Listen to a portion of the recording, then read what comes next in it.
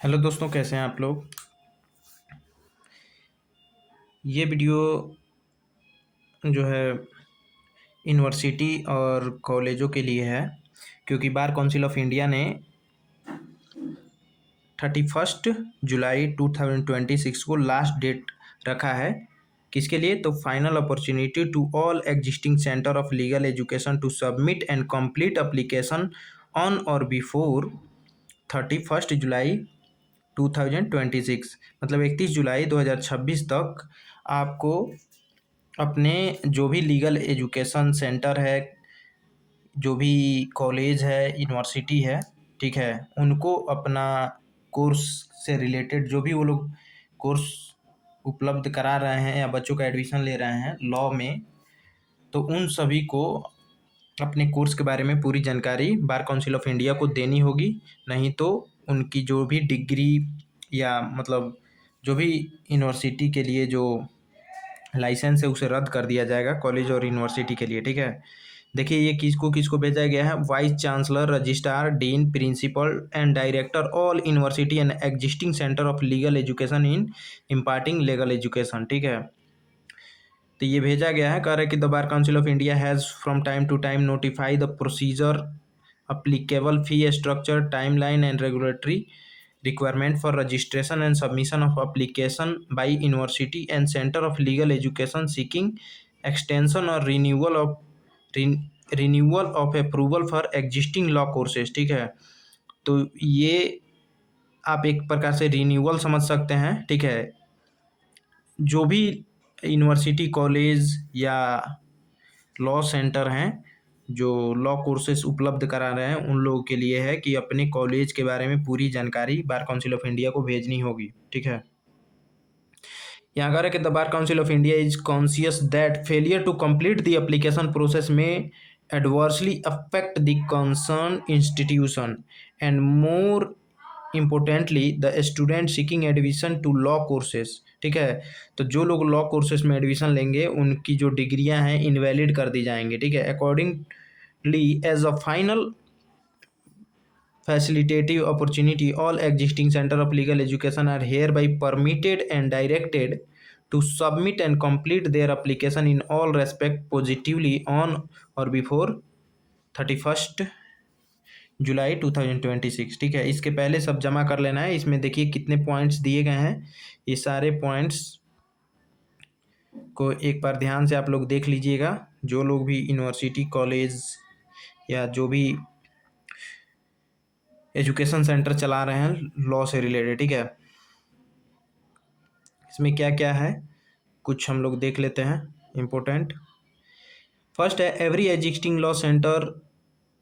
existing center of legal education proposing to continue imparting any law degree course shall submit the prescribed application for extension or renewal of approval for its existing course section and sectioned intake on before 31 July 2026। ठीक है, इससे पहले आपको renewal के लिए 31 July 2026 से पहले आपको अपने कोर्स के बारे में, एग्जिस्टिंग जो भी कोर्स है लीगल एजुकेशन से रिलेटेड, आपको बार काउंसिल ऑफ इंडिया को प्रोवाइड करनी होगी। अगर बार काउंसिल ऑफ इंडिया की तरफ से कोई भी मेल आया है या कुछ भी पहले से अगर आपने प्रक्रिया या प्रोसेस पूरी कंप्लीट नहीं की है तो उसको ज़रूर कर लीजिएगा। ठीक है, नहीं तो यूनिवर्सिटी या कॉलेज के द्वारा दिया गया जो भी डिग्री है उसे इनवैलिड कर दिया जाएगा और यूनिवर्सिटी, कॉलेज का भी लाइसेंस जो है रद्द कर दिया जाएगा।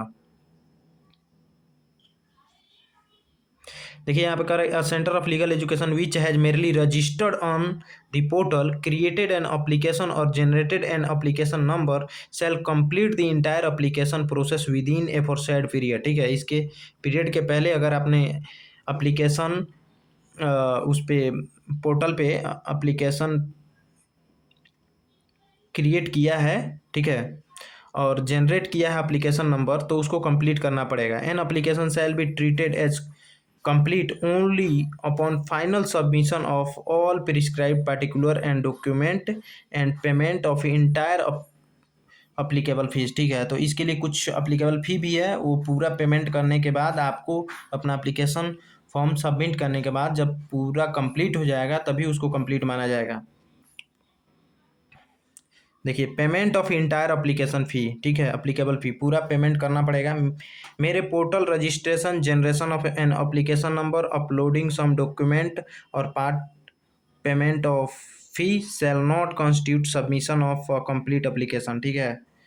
तो मतलब मान लीजिए कि एप्लीकेशन नंबर मिल गया या कुछ डॉक्यूमेंट आपने सबमिट कर दिए या सिर्फ कुछ ही पार्ट पेमेंट का जो है आपने फी उसको कंप्लीट किया, तो उसको कंप्लीट नहीं माना जाएगा, पूरा प्रोसेस आपको फॉलो करना पड़ेगा, ठीक है।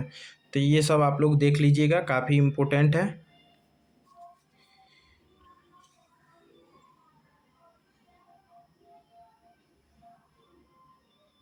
Correct. An institution which has already submitted its complete application need not be submitted a duplicate application, ठीक है। जिन लोगों ने कर लिया है उनको दोबारा करने की ज़रूरत नहीं है।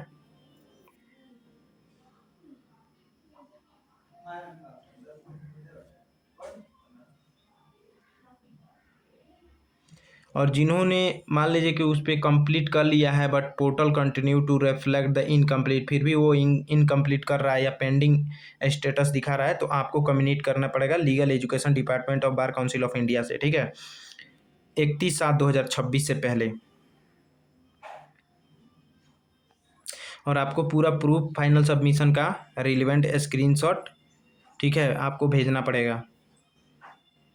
अब यहाँ पे university having affiliated law college cell immediate circular this communication, जो भी यूनिवर्सिटी से रिलेटेड अफिलिएटेड कॉलेज हैं उनको ये भेजना पड़ेगा, ठीक है।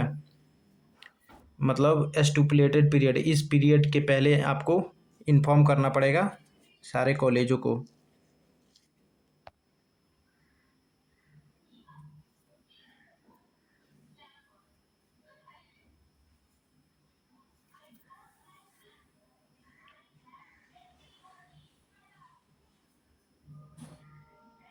यहाँ पे कह रहे कि submission of an application shell not constitute deemed automatic और provisional approval. No institution shall admit a student or represent that a course, section or intake is approval merely because an application has been submitted or is under consideration, ठीक है। ज़रूरी नहीं है कि आपने पूरा submit कर दिया तो आपको अप्रूवल मिल ही गया कि हाँ आप लॉ कोर्स उपलब्ध करा सकते हैं, बच्चों का एडमिशन ले सकते हैं, ऐसा नहीं है। Admission shall be made only against a course, section and intake covered by valid approval or provisional approval issued by Bar Council of India and valid affiliation granted by concerned university, ठीक है।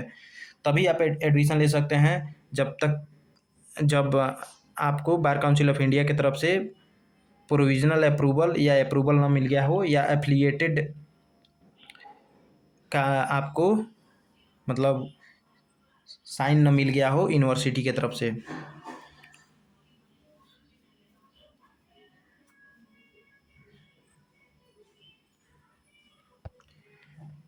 So thanks for watching.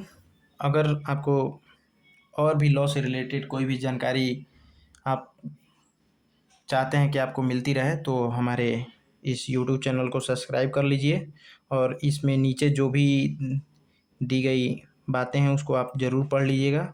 So thanks for watching.